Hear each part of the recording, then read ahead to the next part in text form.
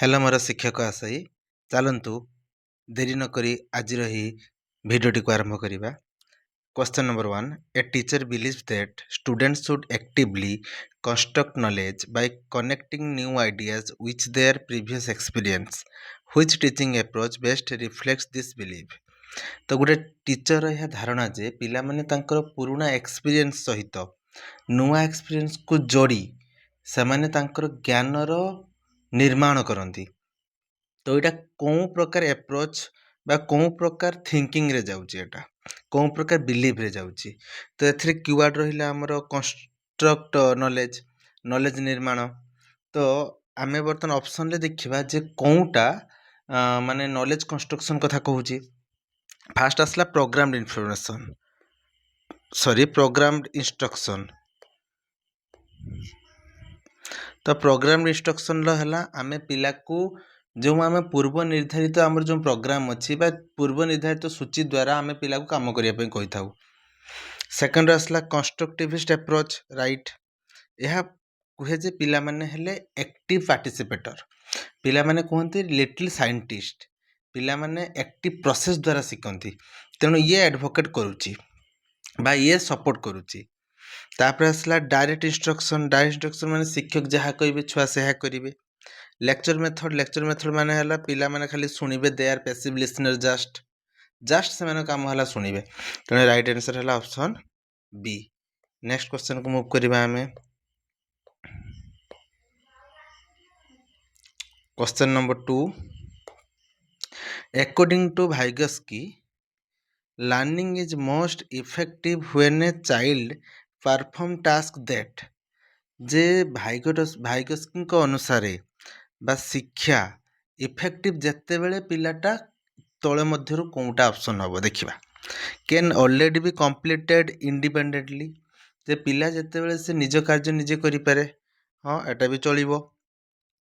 Are beyond the child's ability even with assistant, पिलार ability बाहर को जाइए काम कराइबा जेटा कि हला माने ताको साहाଯ୍य करेगी, हाँ एटा भी ये Vygotsky कहिसंती।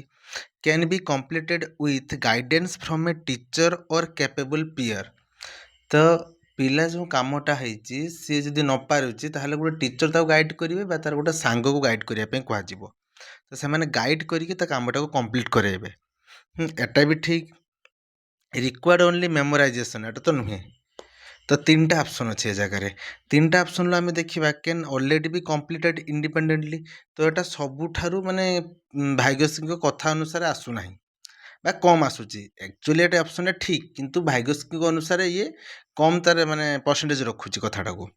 Are beyond the child's ability even with assistance, ठीक जे किंतु आमे केबे कोनोसी चाइल्ड को ता एबिलिटी ठारू अधिका पुश करिबा नाही। क्लास 5 रो स्टूडेंट को आमे क्लास 10 रो मैथ दबा नाही, जदि भी सी करि पारुथबो ताहले ताको आमे पुश करिबानी आमे आम द्वारा। तेणु एइटा हला राइट आंसर सी। बुझिगला। आजिकार जो भी क्वेश्चन अच्छी सब ऑप्शन गुड़िक एका भाई आपको लगे, तो टिके देखिए carefully. Question number 3 a teacher use classroom discussion quizzes and observation regularly to monitor students learning and modify instruction, this is an example of. गोटे टीचर कौन कर डिस्कस कर क्विज कर निरीक्षण कर रेगुलारली एवं पिला मानकु मॉनिटर करने पिला मानकु जज करने तापरे तांकर कौन ना जो लर्निंग जो कर शिक्षण शिक्षादान कर मॉडिफिकेशन आणुचंती। जो रिजल्ट जो निरीक्षण कर से निरीक्षण को देखिकी से मॉडिफाई कर चेंज कर कौटा दरकार पिला को कि कौटा दरकार नहीं से अनुसार से चेंज कर। तो सेटा एग्जांपल कौटार। तो ऑप्शन है कौन ना है diagnostic assessment, formative assessment, summative assessment, norm reference assessment. तो डायग्नोस्टिक असेसमेंट होची कौन ना जिते बड़े सब क्लासटा सरी जाइए आम डायग्नोस करुचु पिलाटार कौनटी अभाव अच्छे आम देखापी, तो यहाँ भी ऑप्शन हो पारे। फॉर्मेटिव असेसमेंट क्लास मझे आम करुचु एवं सेटा को लक्ष्य करके आम आमर क्लास को माने डेभलप करने चेष्टा करूँ जेटा कि क्वेश्चन कहूँ। बर्तमान सुधा तो परफेक्ट आंसर फॉर्मेटिव आसूची। समेटिव असेसमेंट तो केबे हुए क्लास लास्ट रे हुए। नॉर्म रेफरेंस से नियम थी ଯେମିତିକି OTET OSTET ଏଇଭଳିଆ। तो आसला डायग्नोस्टिक आसेसमेंट और फॉर्मेटिव आसेसमेंट। डायग्नोस्टिक आसेसमेंट आम पिलार दुर्बलता बाछिबु एवं ताकू पढ़ाई आम प्लानिंग करेबु। किंतु फॉर्मेटिव आसेसमेंट आम पूरा क्लास को निरीक्षण करूँ, जोठी डाउट थी जोठी आम देखुचे पिला वीक रोचंती आम से जगह ताको रिकन्स्ट्रक्ट करूँ आम प्लान टाकू तापर पढ़ू। किंतु डायग्नोस्टिक आम गोटे प्लान गोटे दुर्बलता को आम टार्गेट करूँ, किंतु फॉर्मेटिव तो क्वेश्चन से कथा कहूँ आम मॉडिफाई करवा आम इंस्ट्रक्शन रे क्लास बेले। तो राइट आंसर है formative. Question number 4, a teacher encourages students to ask questions, debate ideas respectfully and justify their opinions during classroom discussions. This classroom environment is best described as। गोटे teacher encourage करती पिला मानक question पचारे, डिबेट्र idea देवाई, justify करती माने opinion को classroom discussion ले माने जी जार मंतव्य देवा कथा दे पारती, तो से कहार को अटकाती ना। तो यहाँ कौ प्रकार क्लासरूम को कह, तो कौ प्रकार क्लासरूम हम competitive competitive right competitive classroom रे आमे पिला को कहू जे या हिते आमे किमती डेवलप करेबा अधिका से ग्रुप हिते आपण किमती भलो करेबे। Actually competitive is negative word, आमे को पिला को कौन से सहित कंपेयर करि परिबा नाही। तापर आसला अथॉरिटेरियन। अथॉरिटेरियन माने जे सेटिकार अथॉरिटी तांको कथा चलिबो, जस्ट लाइक लेक्चर मेथड ई सब मेथड तो एटा भी होबो नाही। सॉरी, टीचर डायरेक्टेड सेम कथा आसला, टीचर जहाँ डायरेक्ट करेंगे पिला से काम करेंगे, तो एटा भी हेनी। तो राइट आंसर है डेमोक्रेटिक संविधानिक, माने जो कहबार समस्त अधिकार अच्छी, जो समस्त शुणवार अधिकार अच्छी, पार्टिसिपेट कर अधिकार अच्छी। यह क्वेश्चन तो इजी था बहुत। Question number 5, the question is from पियाजे, राइट। अकॉर्डिंग टू पियाजे, children began to understand the concept of conservation and perform the logical operations on concrete objects during the। ये जगह यदि आप भल के देखिए तो आपनकर जो आंसरटा ये देइछ ऑलरेडी। कंक्रीट ऑब्जेक्ट कथा से कहूँ, जो जिनस को पिला पंच इंद्रिय द्वारा शुणी पारुची, देखि पारुची, जानी पारुची, से ताहारी उपरे से कौन करुची ना लॉजिकल ऑपरेशन करुची, कंजर्वेशन परफॉर्म करुची। ताहले सेटा कौथिरे जीव?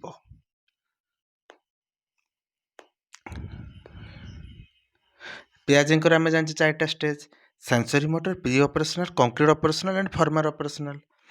फॉर्मर ऑपरेशनल पिला सेठी एब्स्ट्रैक्ट थिंकिंग करे, अमूर्त चिंतन करे, जे जिनस प्रेजेंट नाही से ताको माइंड रे कल्पना करिके चिंता करि पारे। किंतु एठी कंक्रीट ऑब्जेक्ट कथा से कहूछि, तेणु केउटा आसीबो, कोन समय ये डेवलप हो जीवो? सिंपली कंक्रीट ऑपरेशनल स्टेज होबे राइट आंसर।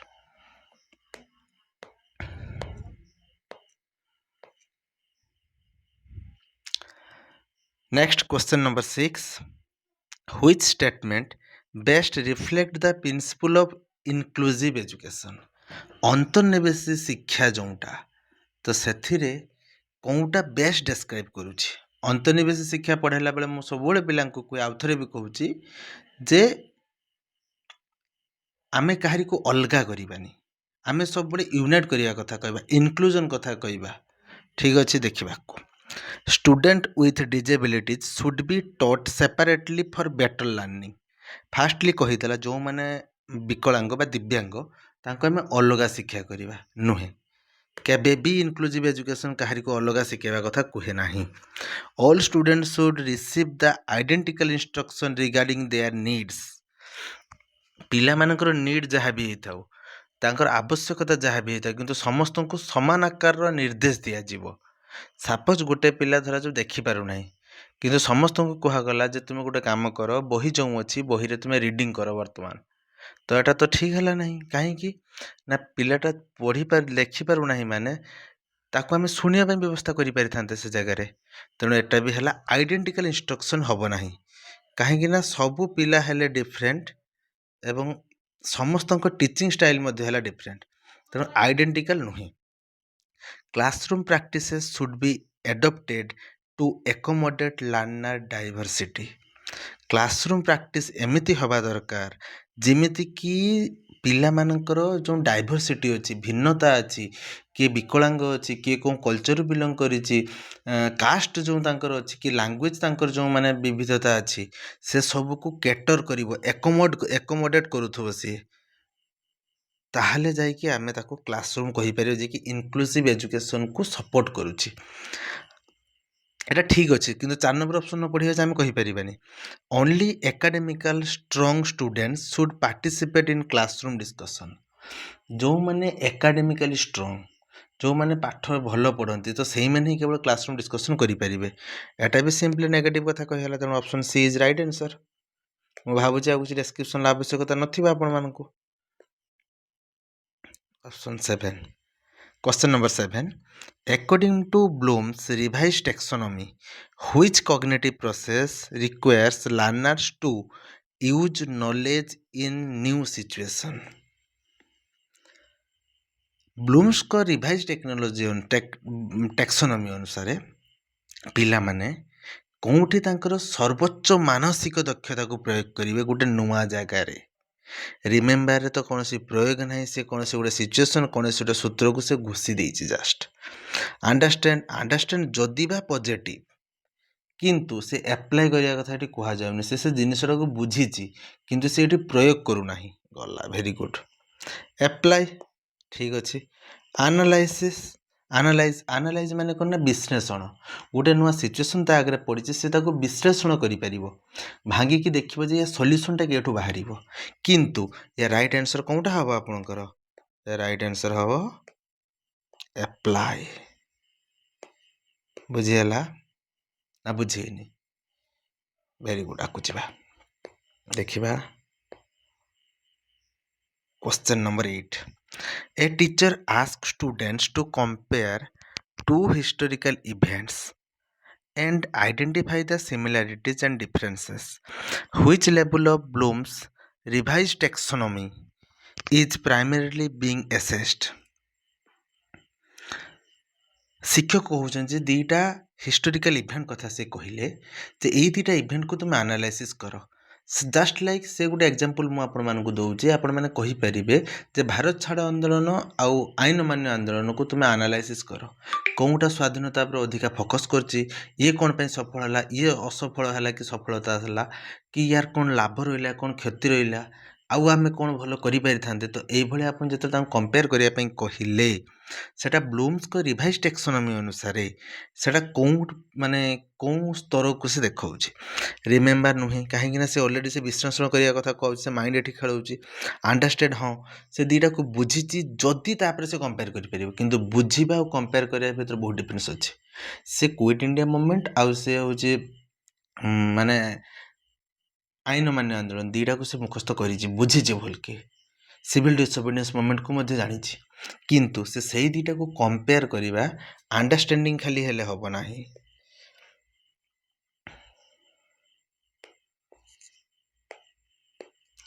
ଆନାଲାଇସିସ୍, ସେ ଦୁଇଟାକୁ ବିଶ୍ଳେଷଣ କରୁଛି, ରାଇଟ୍। ବୁଝିଲା, ଦୁଇଟାକୁ ବିଶ୍ଳେଷଣ କଲା, ଏଟା ହେଇପାରିବ। କ୍ରିଏଟ୍ ଆନାଲାଇସିସ୍ର ଆଉ ଟିକେ ଉପରକୁ ଯାଉଛି। ଜଷ୍ଟ ଲାଇକ୍ ଏଇ ଜାଗାରେ ଆପଣଙ୍କୁ ଯଦି ଗୋଟେ କ୍ୱେଶ୍ଚନ୍ ପୁଟ୍ ଅପ୍ କରିବେ ଯେ ତୁମେ ଯଦି ମହାତ୍ମା ଗାନ୍ଧୀଜୀଙ୍କ ଜାଗାରେ ଥାଆନ୍ତ, ତାହେଲେ ତୁମେ ସିଭିଲ୍ ଡିସୋବିଡ଼ିଏନ୍ସ ମୁଭମେଣ୍ଟ ବା ଆଇନ ଅମାନ୍ୟ ଆନ୍ଦୋଳନ ତୁମେ ଅଧିକା କ'ଣ କରିପାରିଥାନ୍ତ, ବା ତୁମେ ସେଠି କ'ଣ କରିଥାନ୍ତ? ତ ସେଇଟା ଗୋଟେ ବହୁତ ବଡ଼ କ୍ୱେଶ୍ଚନ୍, କିନ୍ତୁ ଏଠି ଆନାଲାଇସିସ୍ ହେଉଛି ରାଇଟ୍ ଆନ୍ସର୍।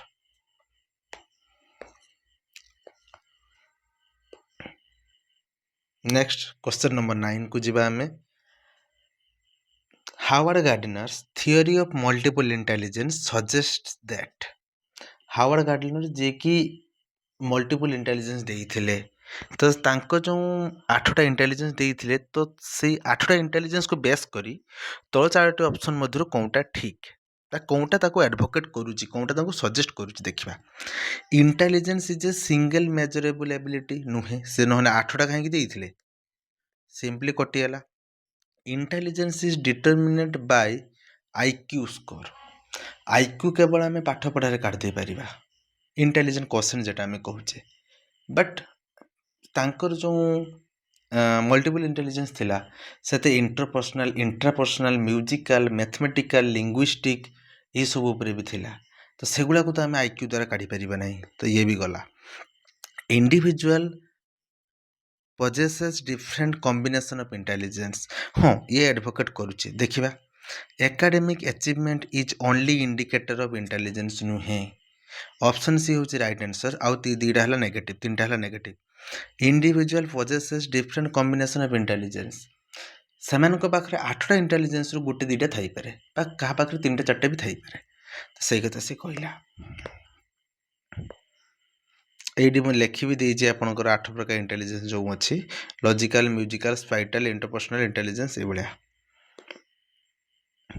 क्वेश्चन नंबर 10 आज ये क्वेश्चन भावुँ मजा आसुव कहीं कहतु ना सब क्वेश्चन मध्य सामान टाइप रही है प्रायतः एप्लाइड बेस अच्छी आपणकर माने कौन सी माने घुषा जिनस ना ये आपन को बुझिक आंसर करने पड़ो ये क्वेश्चन ही पचारूँ जस्ट लाइक जॉब कथा जेटी कथा कहि ओएसटी कथा कहि सीएसटी कथा कहि सीटीटी कथा कहि केवीएस कथा कहि तो जस्ट ये क्वेश्चन ही आसूँ देखो which of the following teacher behaviour is most consistent with learner centre pedagogy तले जो 4टा ऑप्शन अच्छी से 4टा टीचर बिहेवियर दि जाइए तो कौनटा शिक्षार्थी केन्द्रिक शिक्षण को सजेस्ट करुच्ची सपोर्ट करुच्ची समर्थन करुच्ची देखिबा।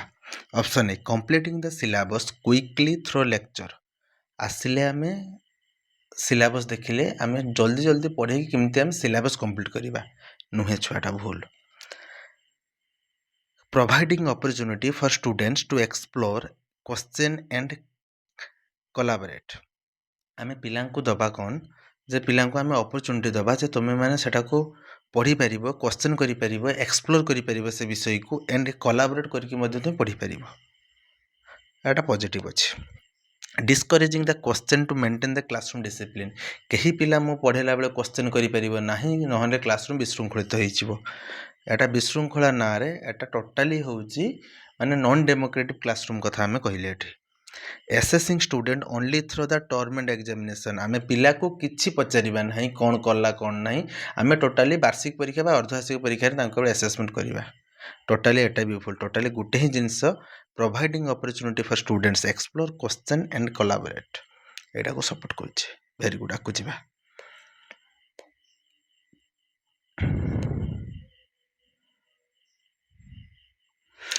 A teacher want to encourage student to monitor their own learning progress and identify areas that need improvement. Which strategy would best achieve this objective? जड़े टीचर कौन कर स्टूडेंट मान को मॉनिटर कर जहाँफल कौन करने ना तांकर ओन लर्निंग को प्रोग्रेस आउ identify the area to need improvement तो सी कौन कर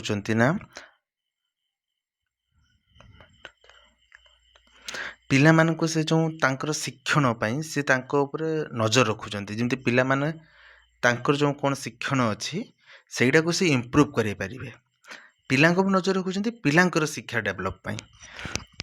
option a conducting only end of term examination पिला मानक आम नजर रखिले किंतु आम गोटे परीक्षा करुचे से पिला कौन कला कौन नहीं आम आउ देखिबार नहीं भूल। Asking student to maintain reflective journals and self assessment checklist आमे कौन करवा ना पिला मानक रिफ्लेक्टिव जर्नल लिखापी कहवा जे तुम कौन भावुच ये विषय तुम कौटी वीकनेस अच्छी तुम कौटा स्ट्रेंथ तुम कौन विषय कर कहीं भल कर से सब को लेख तुम गोटे प्रबंध भाया। सेल्फ असेसमेंट चेकलिस्ट आम गोटे चेकलिस्ट दबा तुमको कौन लगुच तुम ये भग्नांश कर ना येस भग्नांश करी तुम इंग्राजी सब्जेक्ट भेर एग्रीमेंट कर ना येस करी तुम इंग्राजी इफ क्लोज कर ना सा से वीक अच्छे तो से क्रॉस मारे से तो निज को निजे असेसमेंट कर हाँ एटा गोटे भल। Giving daily homework without discussing the outcomes नुहे आमे खाली होमवर्क दी चलिए एति करब ता फलाफल जहाँ हो न हो। Increasing the number of objective type test हाँ एटा भी अवश्य हो पारे जे आमे तांकर गोटे ऑब्जेक्टिव नहीं कि आमे तांको करिया किंतु एटा अधिक एडवोकेट करूची ऑप्शन बी आकु जिबा।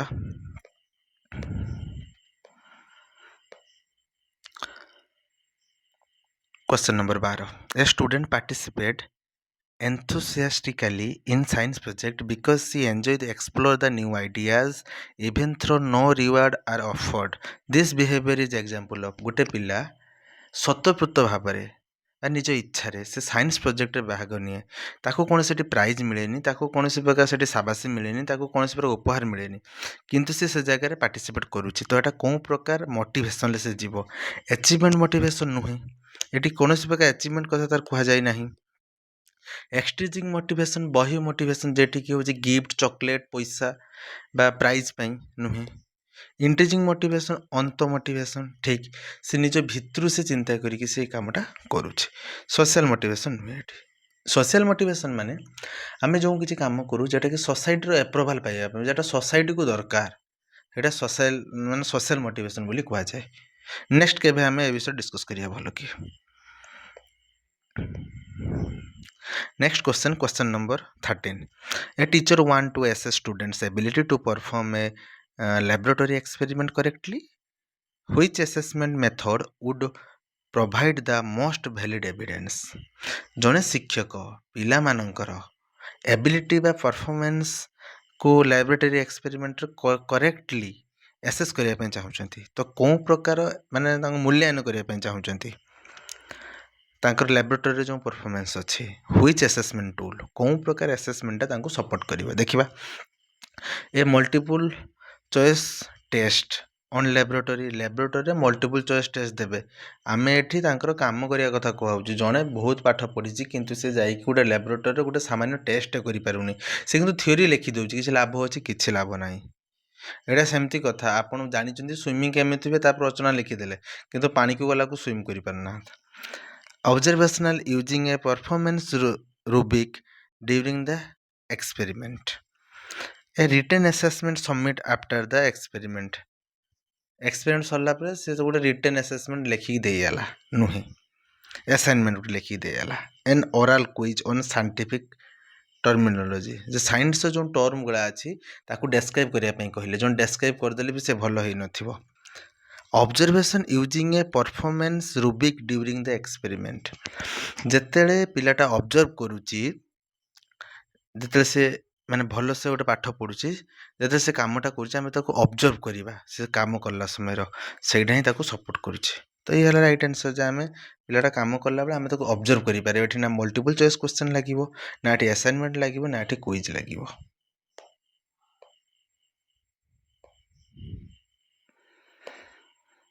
नेक्स्ट क्वेश्चन जीवा 14 number. According to Jeremy Bruner, effective teaching should primarily help learners to.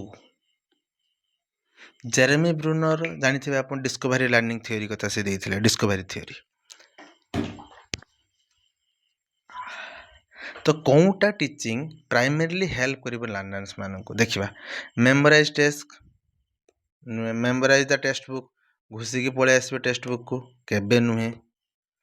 Discover the concept through exploration and inquiry, सेमने डिस्कवर करिवे, निजे खोजिकी काढिबे, इनक्वारी करिवे, एक्सप्लोर करिवे से जगहटा को, से विषयटा को। हाँ, एटा ठीक अछि।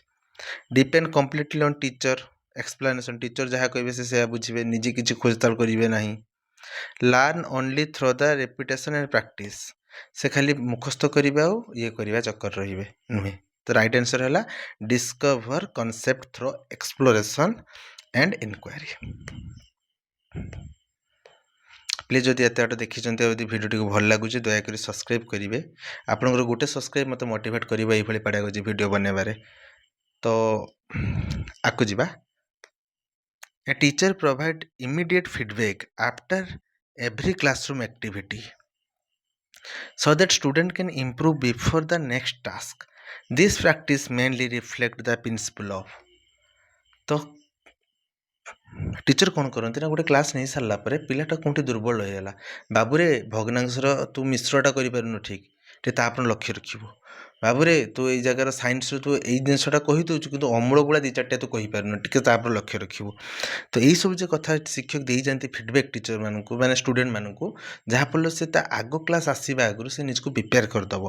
से कौन प्रकार हम सिंपल समिटिव वर्ष लास्ट रे नुहे, फॉर्मेटिव हम नॉर्म नियम एठी नाही किछि स्टैंडर्डाइज टेस्ट आमे पिलांको स्टैंडर्ड करिया पे चेष्टा करछो good bad very good excellent एभलिया जो स्टैंडर्ड करिया पे आमे किछि परीक्षा करूना वेरी गुड तो फॉर्मेटिव असेसमेंट कुहे आमे क्लासरूम रे करिबा एवं पिलांको डेवलपमेंट पई करिबा आ हम शिक्षण शिक्षादान प्रक्रिया को डेवलपमेंट पई करिबा आको जिबा ए विषय में आलोचना करिछि 16 number right according to Howard Gardner a student who easily understand maps diagram and visual patterns mainly demonstrate जो पिलाटा इजीली माने मानचित्र को बुझी पारुचे डायग्राम को बुझी पारुचे विजुअल पैटर्न को बुझी पारुचे सी तापरे सेटा कौन प्रकार इंटेलिजेंस जाउचे फास्टली लिंग्विस्टिक माने जे भाषा उपरे जार भलो नॉलेज अच्छे नुहे एटी भाषा कथा कहने स्पाइटल इंटेलिजेंस स्पाइटल माने जे स्थान बा स्थानर व्यवहार बा कौनसी डायग्राम बा कौनसी प्रकार माने कौनसी प्रकार मॉडल को बुझीबार जा पाखर क्षमता थाए तो ये आसला राइट आंसर इंटरपर्सनल माने इंटरपर्सनल ला जड़े आउ जन कथा को बुझीपर जस्ट लाइक काउनसिलर माने आपन काउनसिलर पाक गले कौन से गोटे मेंटल ट्रमारे अच्छा से आप सहित कथा है आपण को मन टाक हल्का करने चेष्टा करते रूट कॉजटा खोजा चेष्टा करते एटा नुहे बॉडीली काइनेस्थेटिक इंटेलिजेंस माने जो माने फिजिक तांकर होची प्रोफेशन जस्ट लाइक क्रिकेट हो पारे वॉलीबॉल हो पारे से रनर हो पारती स्विमर हो पारती तो एटा भी नुहे तो राइट आंसर है कौन spatial intelligence 7 number question a learner centred classroom is characterised by गोटे शिक्षण क्लासरूमटा कौन प्रकार आम डेस्क्राइब करिपरिबा a teacher explaining every concept without student interaction पिला पार्टिसिपेट करू न करू टीचर कौन संपर्क ना से सब गाई दियंती कही दियंती नुहे टीचर आगे स्टूडेंट रहिबा दरकार participator student participating actively in discussion inquiry and collaborative task right student silently copying note from the board शिक्षक जहाँ लिखि दियंती से खाली उठाती तांकर किसी काम ना एटा भी नुहे the teacher evaluating student only through final examination नहीं से केवल मूल्यांकन करेंगे तो ये कौन लाभ रहा ऑप्शन बी हूँ right answer 18 number the primary purpose of diagnostic assessment is to diagnostic assessment रो प्राइमरी पर्पज कौन माने जोटा आम डायग्नोस करके रेमिडियल टीचिंग देउथिले तांकर कोठी दोष दुर्बलता बाछुथिले rank the student according to their achievement नुहे identify the learning gap between the planning remedial instruction तांकर जो शिक्षण भितर कौटा गैप रही जाइए ताको बाछिके आम रेमिडियल निदानात्मक शिक्षण दबा आम ये आसला right answer award the graded at end of the course नुहे compare the student performance next which classroom practices best reflect the principle of inclusive education अंतर्निवेशी शिक्षा को कौन क्लासरूमटा रिप्रेजेंट करुच्ची best providing the same instructional strategy to every learners regardless of need से समान strategy आम फॉलो करवा सबू छात्र छात्री मु प्रथम भी कही जे सबू शिक्षार्थी हेले अलग एवं समस्त शिक्षण शैली है अलग ये तो पुणी इनक्लूसिव क्लासरूम कथा एजुकेशन कथा कहूँ सेठी किए फिजिकली फिट नथिबो कि मेंटली फिट नथिबो कि अलग बैकग्राउंड थिबो कि अलग लिंग्विस्टिक थिबो लैंग्वेज बैरियर थिबो तो सबू को हमको ध्यान देवार अच्छे modifying the teaching models methods and learning the materials according to the learners diverse need आम से भाव में आम मॉडल टाक चेंज करवा सपोज गोटे पिलाटे बेंगली कल्चर बिलंग करुच्छे से ओडिया कल्चर बुझीपारूनी मे बी आम जहाँ पढ़ाऊँ तार गोटे फ्लोचार्ट आम बेंगली बनवा आम आम जो मटेरियल अच्छी आम अकॉर्डिंगली मॉडिफाई करवा तो ये पॉजिटिव आसूँ सेपरेटिंग द स्टूडेंट प्रथम रू नेगेटिव वर्ड या देखा ना मुझे काटिबी ailing the only academical strong student नुहे से नेगेटिव वर्ड सिंपल थिंग आसला यहाँ जे आम पिला मानकर आवश्यकता अनुसार आम जहाँ मटेरियल अच्छी आमर जहाँ सिस्टम अच्छे आम चेंज करवा गोटे पिलाटे हैंडिकेप पिलाटे आसूँ स्कूल को ताले आम ताप रैंपर व्यवस्था करवा ताप आम व्हील चेयर व्यवस्था करें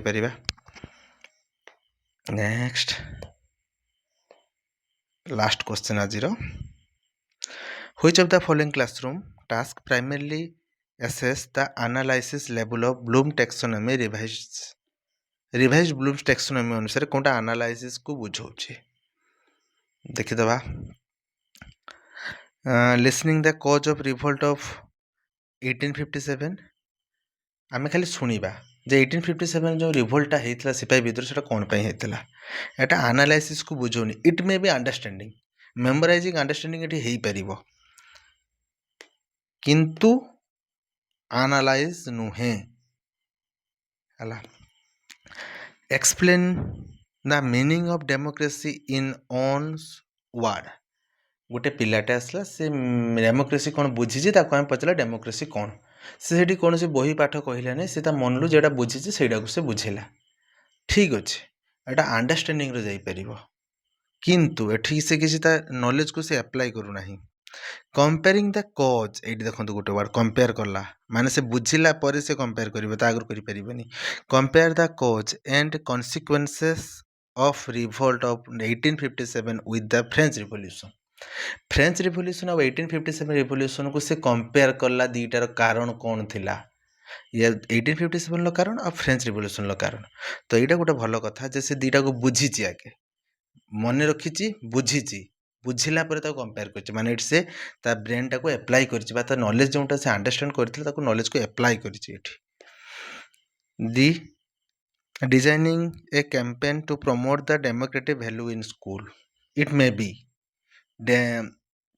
डिजाइनिंग ए कैंपेन से गोटे कैंपेन को डिजाइन कला पर से गोटे डेमोक्रेटिक वैल्यू को स्कूल डेवलप करने बट ये जो अच्छी एटा प्लानिंग अनुसार एटा क्रिएटिविटी जीव अधिका एनालाइसिस आहुरी गोटे स्टेप ऊपर को सॉरी अप्लाइंग एनालाइसिस आहुरी गोटे स्टेप ऊपर को तेणु अप्लाइंग भी ऊपर को तेणु एटा को आम सपोर्ट करें ना ऑप्शन सी हूँ राइट आंसर बुझीगला जे डेमोक्रेटिक वैल्यू को से केमती प्रमोट हम ताप से गोटे प्लानिंग कला राइट प्लानिंग करी कहीं से वैल्यू को बुझी बुझला पर एनालिसिस कर क्रिएटिविटी एटा पूराटा को से क्रिएट करुच्ची जस्ट तेणु एटा क्रिएटिविटी जीव थैंक यू मु सबूर एक्सप्लेनेशन देइछि आंसर भी देइछि तो हम जदि पीडीएफ टाक मुदेदेवी डिस्क्रिप्शन आप डाउनलोड करेंगे तो समस्त को धन्यवाद क्लास टी शेयर करेंगे जदि आप एपर्यंत अच्छा दयाकोरी सब्सक्राइब करूँ नुआ चैनल मोर